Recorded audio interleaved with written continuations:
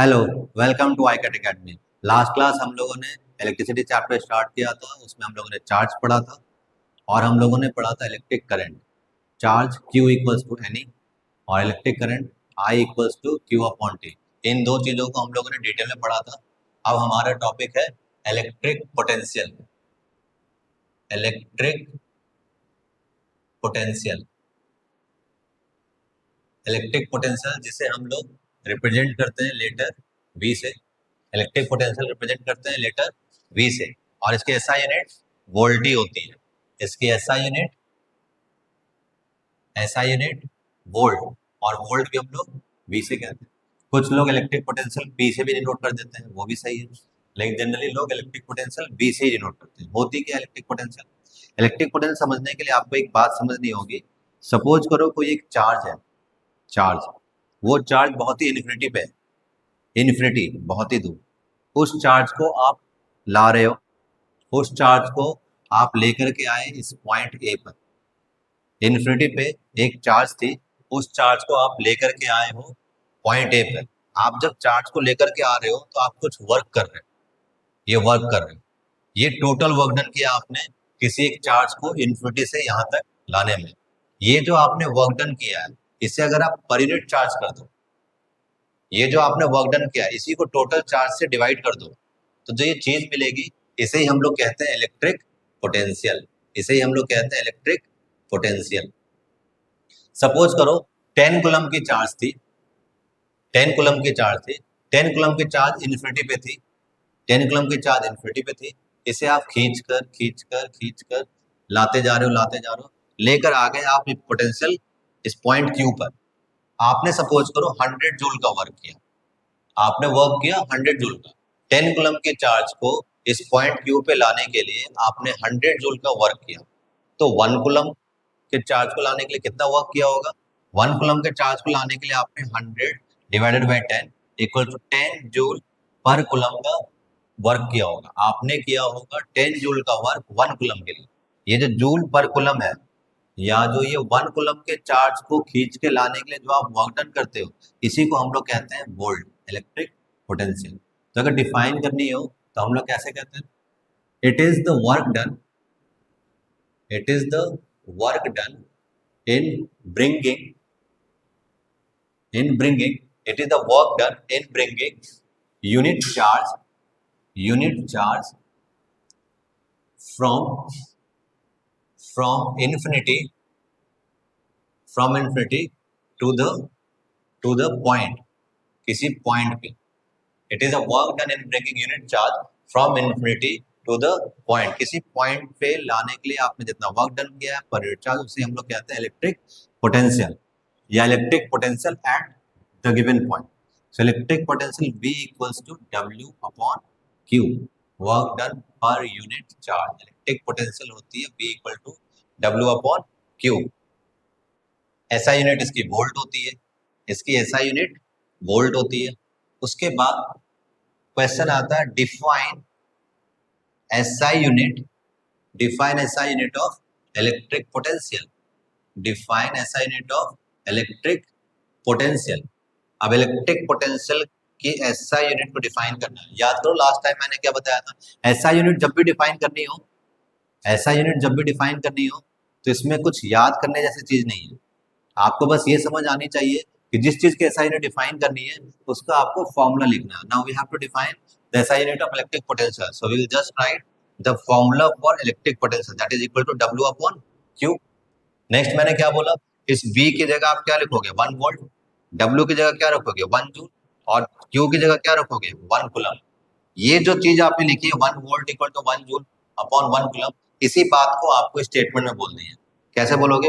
1 volt is that electric potential, 1 volt is that electric potential, 1 volt is that electric potential in which 1 joule of work is done, 1 joule of work, 1 joule of work is done in bringing 1 coulomb of charge from infinity to that point, from infinity to that point. अगर आप 1 joule का work कर रहे हो 1 coulomb के charge को move करने के लिए, तो जो आपने वर्क डन किया है वही क्या है, 1 वोल्ट। इसे हम लोग कहते हैं 1 वोल्ट। तो इलेक्ट्रिक पोटेंशियल बहुत ईजी चीज है, work done in bringing unit charge from infinity to that point. इसे हम लोग क्या कहते हैं, electric potential. V equals to W upon Q। Electric potential का क्या फॉर्मूला, इसकी फॉर्मूला है V equals to W upon Q। और SI यूनिट क्या होती है, 1 वोल्ट। अगर हमें SI यूनिट डिफाइन करनी है तो हमने क्या किया, हमने लिख दिया 1 volt equal to 1 joule upon 1 coulomb. When 1 joule of work is done in bringing unit charge 1 coulomb of charge from infinity to a point, then that is called electric potential of 1 volt at that point। इसी के साथ साथ एक आती है साथ साथ electric potential difference. Electric potential difference या सिंपली पोटेंशियल डिफरेंस। देखो दोनों का फॉर्मूला तो बिल्कुल सेम है, फॉर्मूले तो दोनों के ही सेम है, लेकिन पोटेंशियल डिफरेंस क्या होती है आपको समझना चाहिए। हम लोगों ने जब इलेक्ट्रिक पोटेंशियल की बात करी थी तो किसी एक पॉइंट पे इन्फिनिटी से चार्ज को लेकर के आ रहे थे। अगर हम पोटेंशियल डिफरेंस की बात करेंगे तो किसी इन्फिनिटी से नहीं, सपोज करो बी से हम किसी चार्ज को मूव कर रहे हैं और बी से चार्ज को मूव करते हुए कहां पे ले आए, ए पर ले आए, तो भी आपने कुछ वर्क डन किया होगा। Work done in moving 1 coulomb of charge from B to A, that will be known as potential difference between these two points. तो अगर पोटेंशियल डिफरेंस डिफाइन करनी हो तो आप बोलोगे it is the work done, it is the work done in moving 1 coulomb of charge from one point to another point। Difference क्या है, difference है एक पॉइंट से दूसरे पॉइंट पे आ रहे हैं हम लोग, एक पॉइंट से दूसरे पॉइंट पे आ रहे हैं, इन्फिनिटी से नहीं आ रहे।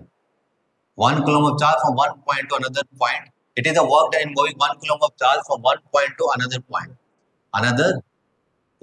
इसी को हम लोग कहते हैं potential difference between these 2 points। This is the potential difference, this is the potential difference between the 2 points। तो इसका फॉर्मूला भी यही होगा W बाई Q। डिफरेंस क्या है, डिफरेंस है कि पॉइंट ए से पॉइंट बी तक ले जा रहे हो आप, और इलेक्ट्रिक पोटेंशियल क्या है, इन्फिनिटी से इस पॉइंट पे ला रहे हो, बस यही डिफरेंस है। लेकिन साथ साथ पोटेंशियल डिफरेंस हम ऐसे भी निकालते हैं, V1 माइनस V2 से भी निकालते हैं।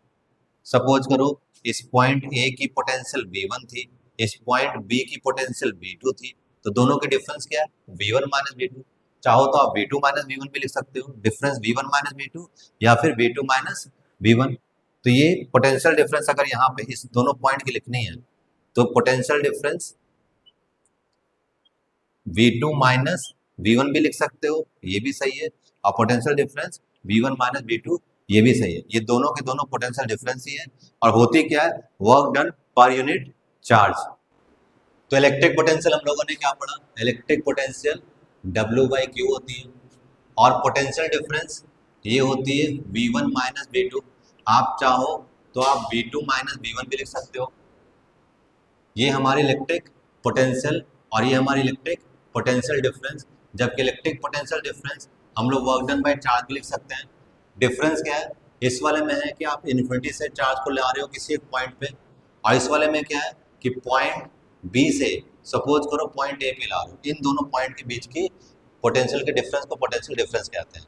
यही बस डिफरेंस है, डेफिनेशन दोनों की सेम रहेगी। ये हमारा पोटेंशियल और पोटेंशियल डिफरेंस है। नेक्स्ट इसके आगे पढ़ते हैं ओम्स लॉ। ओम्स लॉ पढ़ाने से पहले मैं एक बात पूछता हूँ आप लोगों से, अगर आपने एक छोटी सी बैटरी एक सेल लगाई है तो कुछ करंट जा रही है, सपोज करो 2 एम्पियर की करंट जा रही है। ऐसा हो नहीं सकता, लेकिन फिर भी सपोज करो एक सेल आपने लगाई तो 2 एम्पियर की करंट जा रही है। अगर आप 2 सेल लगाओगे तो कितने एम्पियर की करंट जाएगी, 4 एम्पियर। अगर आप 3 सेल लगाओगे तो कितने एम्पियर की करंट जाएगी, 6 एम्पियर। जितनी बैटरी या सेल जितने आप लगाते जाते हो उतनी ज़्यादा करंट आते जाती है। ओम्स ने कुछ इसी बात को बताया।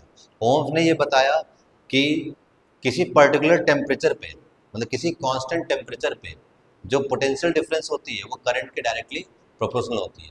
ओम्स ने इसे ऐसे बोला, Ohm's law, Ohm's law. It states that, पहले इसकी स्टेटमेंट लिखते हैं जो उन्होंने बोला था। It states that current flowing, current flowing through cross section of a conductor, current flowing through cross section of a conductor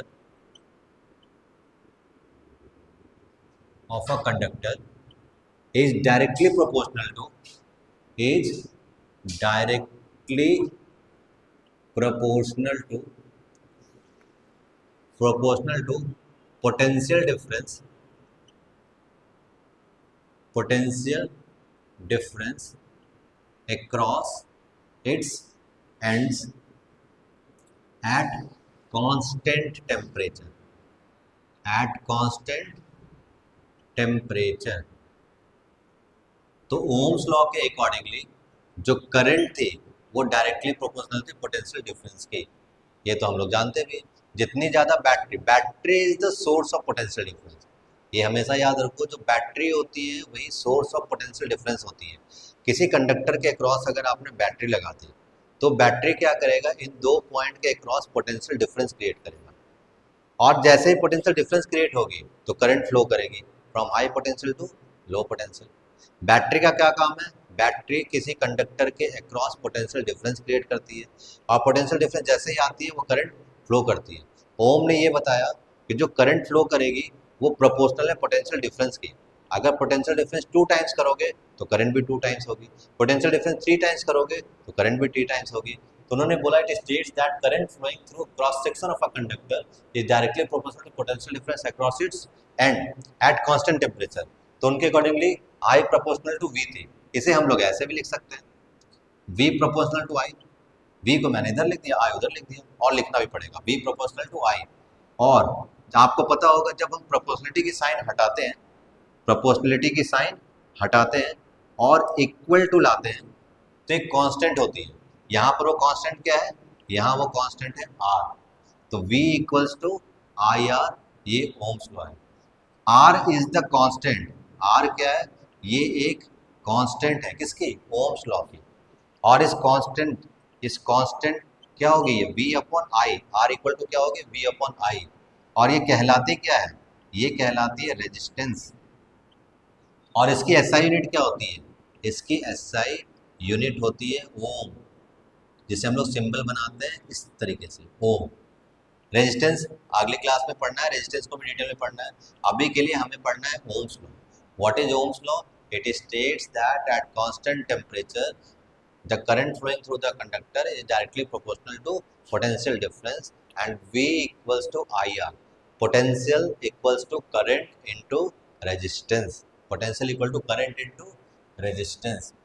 इसके बाद अगर हम लोगों ने वी आई का ग्राफ बनाया, अगर हम लोगों ने वी आई का ग्राफ बनाया, सपोज करो यहाँ वी रखा है और यहाँ हमने आई रखा है, हम लोग वी आई की ग्राफ बना रहे हैं, वाई एक्सिस पे हमने वी रखा है, एक्स एक्सिस पे हम लोगों ने आई रखा है। अगर जब पोटेंशियल आपकी 0 वोल्ट थी तो करंट आपकी 0 थी, ये पॉइंट। अगर आपकी पोटेंशियल सपोज करो 2 वोल्ट थी तो करंट सपोज करो 1 एम्पियर थी, तो ये बिल्कुल यहाँ जाएगी। इसी तरह से सारे पॉइंट्स अगर आप प्लॉट करोगे तो ये सारे पॉइंट्स जो आएंगे वो बिल्कुल एक स्ट्रेट लाइन में आएंगे, ये पूरी स्ट्रेट लाइन में। अगर आप प्रॉपर इसके ग्राफ बनाओगे, कुछ क्वेश्चन आएंगे जहाँ V की और I की वैल्यू दी हुई, आपने इधर V को प्लॉट किया, इधर I को प्लॉट किया, और हर एक V के I की पॉइंट्स को प्लॉट करते जाओगे, you will always get a straight line. तो जो VI ग्राफ होती है, VI ग्राफ होती है, VI graph is a straight line, VI graph is a straight line. जब न्यूमेरिकल करेंगे तो ये डेटा वाली बात फिर से करेंगे, वहाँ पर आपको साफ साफ दिखेगा। आप ग्राफिकल मेथड से प्लॉट भी कर सकते हो। अगर एक्सपेरिमेंट किया आपने, V की अलग अलग वैल्यू बनाई, I की अलग अलग वैल्यू बनाई, हर V और I को आपने प्लॉट किया और फिर ज्वाइन किया तो स्ट्रेट लाइन आएगी। तो what will be VI graph, VI graph will be straight line, will be straight line passing through origin. अच्छा, इस VI ग्राफ की स्लोप होती है, स्लोप, स्लोप, स्लोप जानते हो आप लोग, स्लोप हम लोग किसे कहते हैं, वाई एक्सिस की चीज को हमने एक्स एक्सिस से डिवाइड कर दिया, उसे हम लोग स्लोप कहते हैं। ये वाई और इसे एक्स को डिवाइड कर दिया। सही तरीके से पूछो तो इसे कहते हैं Y two minus Y one upon X two minus X one, Y two minus Y one upon X two minus X one. दो पॉइंट आपने लिए, इस दो पॉइंट में एक वैल्यू और ये दूसरी वैल्यू, ये एक वैल्यू और ये दूसरी वैल्यू। ये वाली वैल्यू क्या होगी y2, ये वाली वैल्यू क्या होगी y1, ये वाली वैल्यू क्या होगी x2, ये वाली वैल्यू होगी x1। ये स्लोप का मीनिंग होता है y upon x, y2 minus y1 upon x2 minus x1। इस स्लोप का क्या इंपॉर्टेंस है, आप देखो, अगर आप y पे v रखा है और x पे क्या रखा है आपने, x पे आपने i रखा है, v अपॉन आई, v अपॉन आई क्या होती है, v अपॉन आई r होती है। तो हम लोग कहते हैं कि R resistance equals to slope of V I graph, slope of V I graph which is equal to V upon I. और सही तरीके से पूछो तो ये क्या होगी, V two minus V one upon I two minus I one. जब कभी भी स्लोप निकालना हो तो आप क्या करोगे, V two minus V one upon I two minus I one करोगे तो आपको स्लोप निकल कर आएगी। और ये स्लोप हमें क्या देगी, resistance, resistance equal to slope of V I graph. चलो ठीक है, एक क्वेश्चन, सपोज करो ये वी आई ग्राफ थी, किसी एक पर्टिकुलर कंडक्टर ए की ग्राफ ऐसे थी और किसी दूसरे कंडक्टर की ग्राफ ऐसे थी। और क्वेश्चन ये है कि इन दो कंडक्टर ए और बी में किसकी रेजिस्टेंस ज़्यादा होती है, किसकी रेजिस्टेंस ज़्यादा होती है। अगर आपको रेजिस्टेंस पता करना है तो आप क्या पता करोगे, स्लोप। एक बात बताओ, अगर आप साइकिलिंग कर रहे हो तो किसकी स्लोप ज़्यादा लगेगी, ए की, बी की स्लोप देखो कम है, ए की स्लोप देखो ज़्यादा है। तो slope of A is greater than slope of B, slope of A is greater than slope of B.